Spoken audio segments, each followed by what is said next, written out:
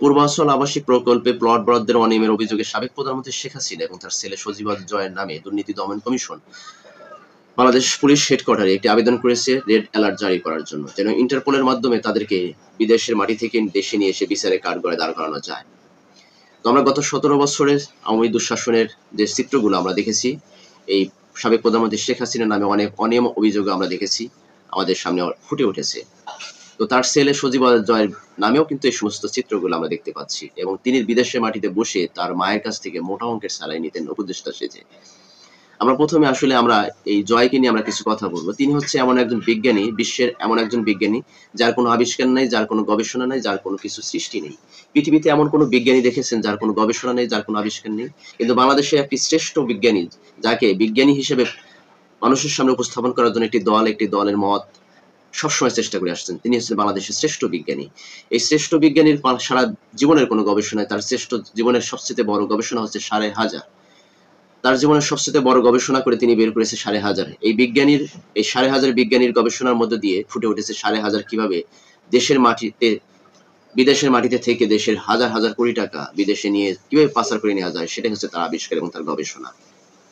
এই ১৫০০ বিজ্ঞানীর কোনো আবিষ্কার নেই, তার কোনো গবেষণা নেই, কিন্তু সে আবিষ্কার করতে পেরেছে যে দেশ থেকে কিভাবে হাজার হাজার কোটি টাকা, লক্ষ লক্ষ কোটি টাকা লুটপাট করে বিদেশের মাটিতে বসে বসে সেখানে বিলাসী জীবন যাপন করা যায়। ইনি হচ্ছেন সেই ১৫০০ বিজ্ঞানী।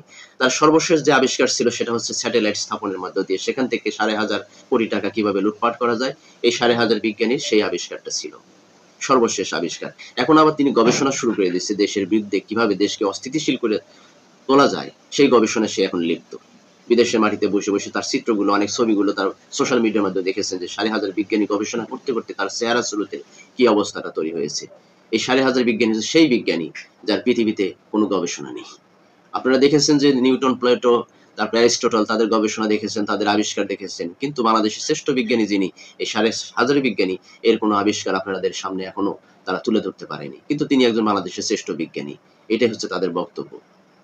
তার বিরুদ্ধে অনেক অনিয়ম অভিযোগ আমরা দেখতে পাচ্ছি যে তিনি দেশ থেকে শত শত কোটি টাকা, হাজার হাজার কোটি টাকা লুটপাট করে এনে বিদেশের মাটিতে এখন বসে বসে সেখান থেকে এখন আবার নতুন আবিষ্কার শুরু করছে কিভাবে দেশকে অস্থিতিশীল পরিবেশ তৈরি করা যায়, দেশের রাজনীতি অঙ্গনে কিভাবে হাঙ্গামা দাঙ্গামা শুরু করা যায়, সেটা এখন সে গবেষণা শুরু করে দিছে।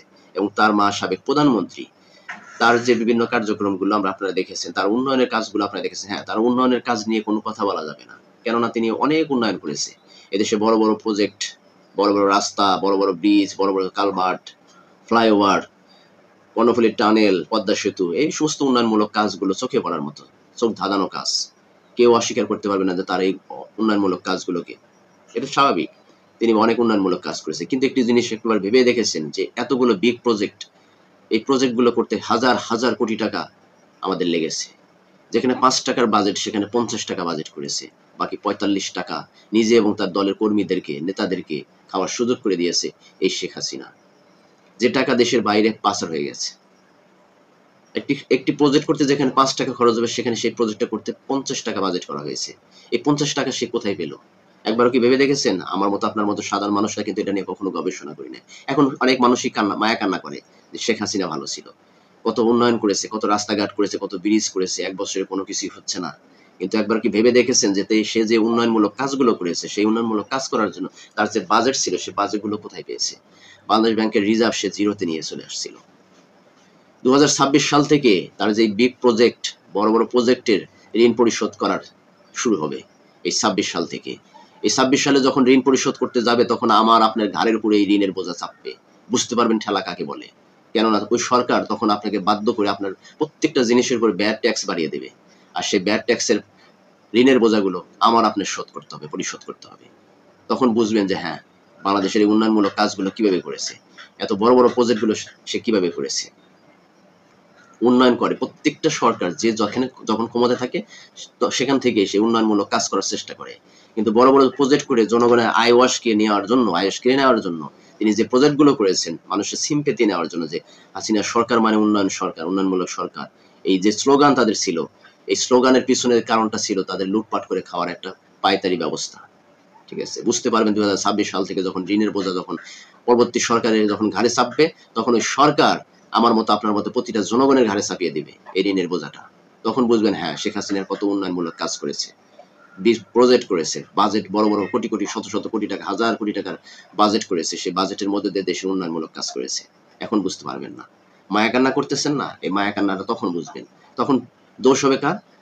তখনকার সময় যে সরকার থাকবে সে বলবে যে ব্যর্থ সরকার, এই সরকার আসলে দেশ পরিচালনা করার ক্ষমতা রাখে না, প্রত্যেকটা জিনিসের দাম বাড়িয়ে দিয়েছে, জনগণের দুর্ভোগ বাড়িয়ে দিয়েছে। এটা তখন বলবেন। আমরা হচ্ছে সেই বাঙালি, যে বাঙালি আমাদের সামনে দিয়ে গেলে সমস্যা, পিছন দিয়ে গেলে সমস্যা নাই।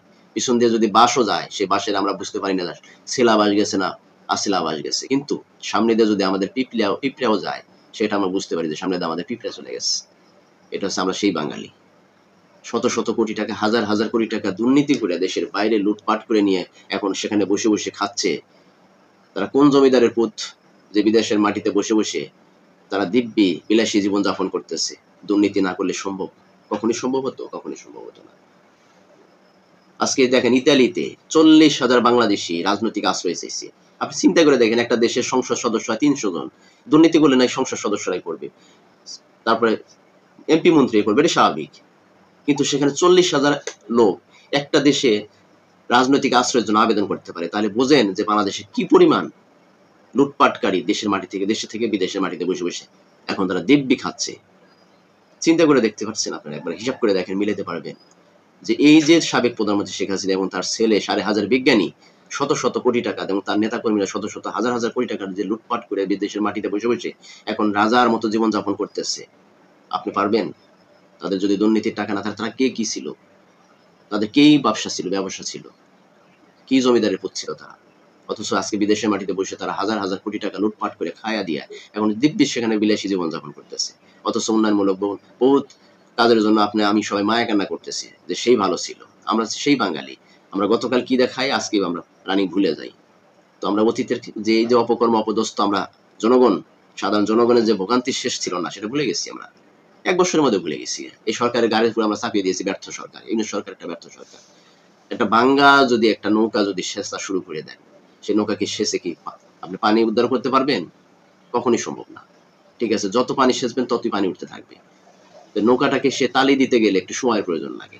তো ইউনিট সরকারের ব্যর্থতা সফলতা নিয়ে অনেক আলোচনা সমালোচনা আছে, সেই ব্যাপারে নিয়ে আমি আজকে কথা বলতেছিলাম। আমি কথা বলতেছিলাম আজকে বাংলাদেশ সাবেক প্রধানমন্ত্রী শেখ হাসিনা যে উন্নয়নমূলক কাজগুলো, তার উন্নয়নমূলক কাজগুলোর ব্যাপারে কথা বললে মনে করেন যে ভুল হবে, কারণ উন্নয়নমূলক অনেক কাজ করেছে, কিন্তু এই উন্নয়নমূলক কাজের পিছনে যে দুর্নীতির অভিযোগ, এটা অস্বীকার করলে কিছুই হবে, অস্বীকার করাই যাবে না, কারণ এটা প্রমাণিত।